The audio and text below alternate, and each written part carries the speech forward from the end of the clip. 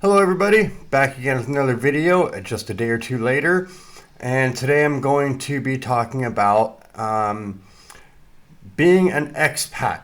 That's a thing that's pretty common lately with people moving to another country for, working remote, having a better quality of life, and just, making more out of less. And it's really popular with people who, make a decent amount of money but really want to make their money go further. I make good money, but, it could be better, of course. But, with what I have a 5-bedroom place on the beach. I pay about $400 a month. It's a pretty good deal. You can't you can't rent a closet in the USA for that kind of money. Then there's a lot of benefits. The food is a lot more fresh. Even when you go to restaurants, go to a nice restaurant and get food that was, chicken that was alive 24 hours earlier on your plate. You go to the markets, you get fresh organic food, dirt cheap. And, lots of benefits. Mostly they're financial. And what people don't talk about is that there's a lot of downsides as well.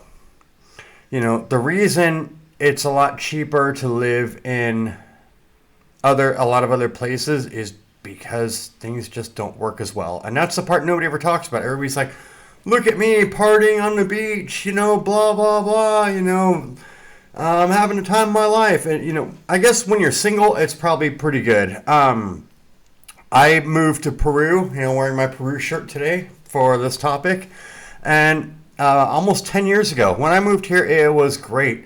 I wasn't doing well financially, making, I think like $1,000 a month, just doing some side gigs here and there. Just got, divorced, was going through all kinds of issues, came out here to clear my head for a few months, and I wound up staying. And for a while, it was great. I was going out drinking every night, 2-3 nights a week, having fun, eating out in restaurants. I didn't even cook. I had a few, things like crackers and stuff at home, but I wasn't really making food at home, and it was great. And that was then when I was single, and well, I wouldn't say it was great. It was, I thought it was great.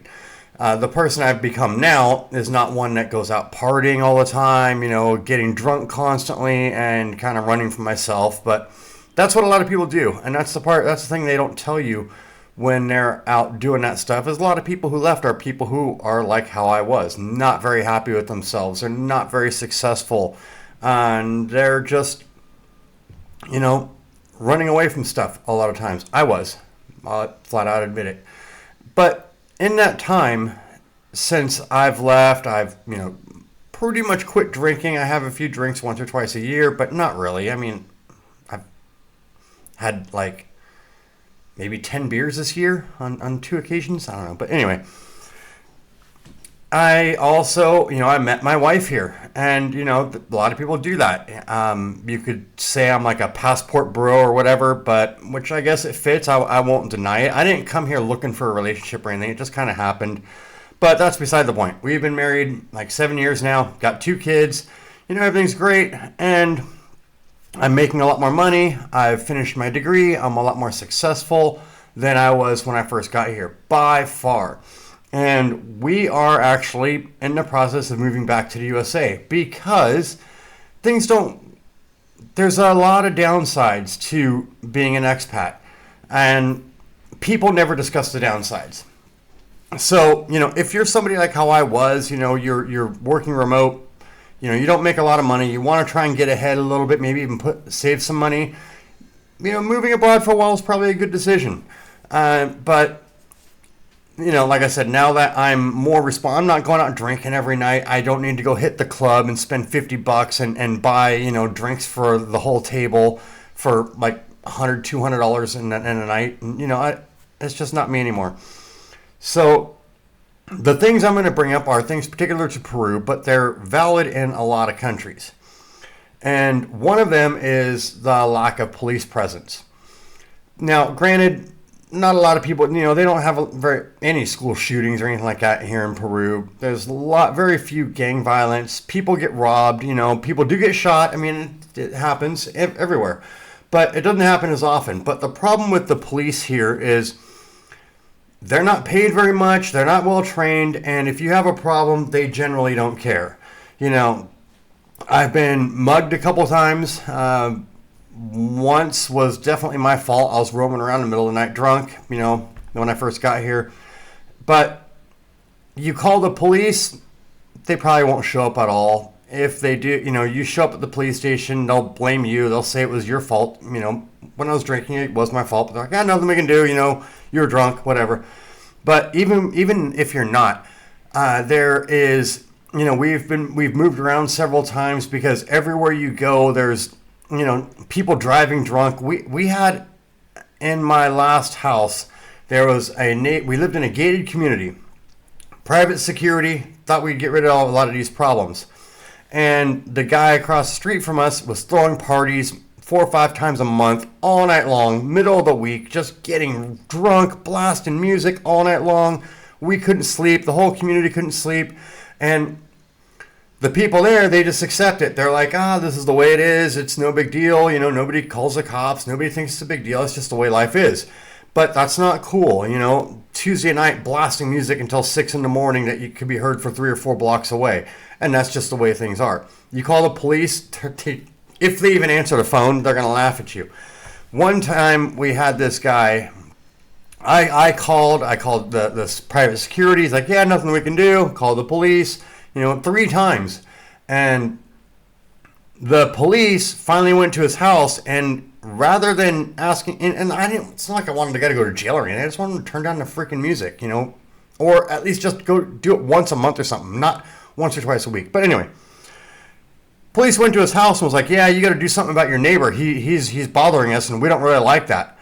So they told him that I was complaining. The guy got drunk again, came over to my house, started throwing bricks at my door, broke through the door, broke the concrete, and we had to go inside to our second door, security door, to protect ourselves, myself with my kids, because, I would have just stabbed the guy.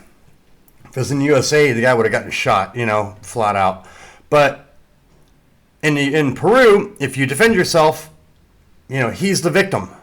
And, we called the police again. And we're like, dude, this guy's like, trying to break down our house. And he's like, yeah, but, there's nothing we can do.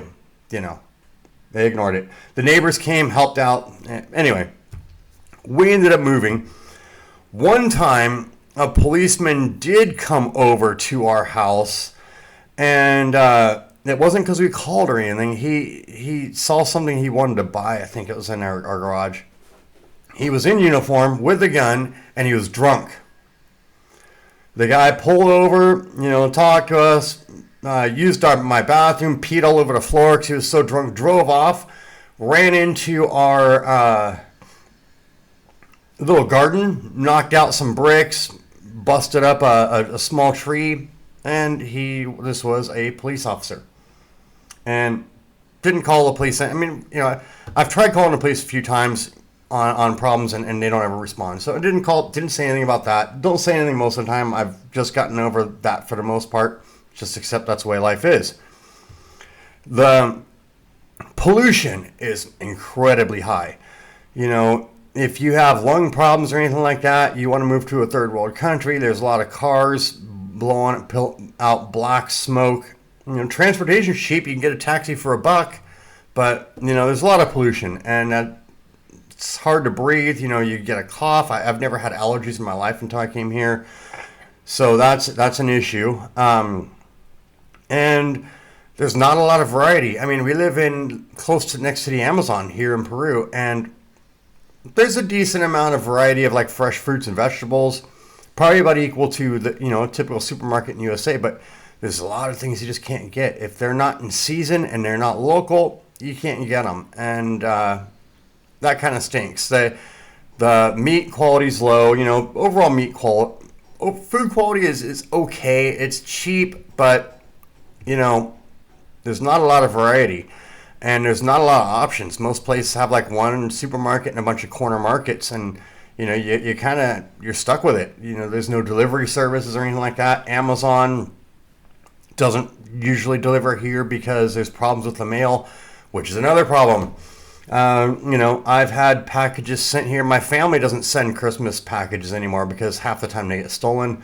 I've had a watch stolen from me. Christmas cards were sent, and the money and gift cards were removed. Ordered CDs, and the CD cases showed up without the CDs in it. Books just say they were delivered, and they weren't. All kinds of stuff.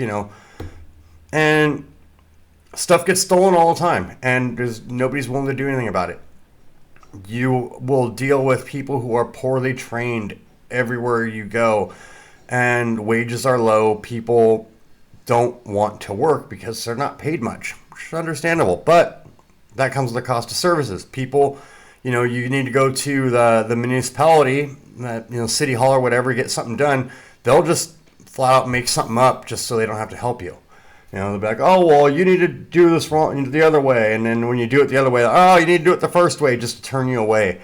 There's a lot of issues that people don't consider. And so when you're thinking about moving abroad, you think it'll be better and it's going to change your life. It changed mine, and for the better, But you need to consider there's a lot of downsides as well. And now I'm at the point where another one is healthcare. I had skin cancer. The doctor told me it was a birthmark. I'm like, it's not a birthmark, dude. It's obviously skin cancer, you can't really see it. But anyway, I had it removed a while back, but the quality of medicine here is not good at all. Granted, we have free national health care. If you can't afford medicine, medical care, I can get aspirin for 10 cents a pill, basically. I go to the hospital. I got stitches a while back. It cost me like $20, and that was just for the materials. And that was because I didn't have insurance and I was a foreigner. If I wasn't, it would have been entirely free. So but. I'm looking at the stitches now. It was such a badly done job. The guy is a cut like 3 or 4 inches, and it went down into the bone of my leg, and the scar. It basically looks like the Joker's face. It's all mangled. It doesn't look good, and the guy didn't really know how to put in good stitches, and it looks bad now. But that's the quality of medical care you get. Yeah, healthcare stinks in the USA. You got to pay, an arm and a leg for basic insurance. But you know what? At least it gets done right. That when you're going to go there, chances are that things are going to go well. And when things don't go well, it's more an abnormal. Just trust me on this. The quality of care is vastly different. People do not know what they're doing here. I had a doctor tell me, it was a doctor or a nurse, I don't know, but they told me eating spicy food is how I got sick one time. And which it just doesn't make any sense. Seafood is bad for you is something people believe here. There's a lot of weird things, but I'm not trying to knock Peru or living abroad, but I'm trying to point out that, if you're considering moving abroad to level up your lifestyle, there are some benefits, but there's also some drawbacks. And everybody always talks about the benefits. Not many people talk about the drawbacks. And if you are going to be starting a family, you probably don't want to be doing this. It's really hard to have a family when you're from the USA or even, Western Europe and Canada, whatever. And you got to deal with things here. The schools aren't very good. Healthcare is not very good. You're going to deal with a lot of problems, and it's an inferior system. And that's why things are so much cheaper. So, I just want people, when they're considering moving abroad, to consider these factors as well.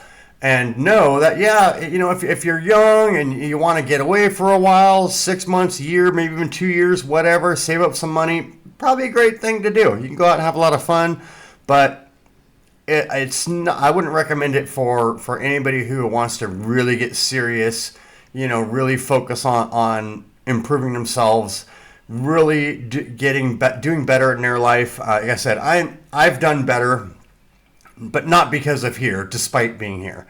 And that's why I'm moving back, because the USA just has a lot more to offer. A lot of people say a lot of bad things about the USA, and it's got its issues as well. But just think about these things. When if you're considering moving abroad. So I've got a lot more, but this is a bunch of things off the top of my head. If you have any questions, feel free to comment. Ask me. I will tell you about anything. If you have any issues or you want to know anything about what it's like living abroad that I didn't bring up, because there's a lot of things. So on that note, if you're still here, it's 15 minutes later or whatever, give it a like, give it a subscribe. I am at like 80 subscribers, which is not very many, but it's more than I thought I'd have about now. So I hopefully see you guys soon again, and take care. Bye.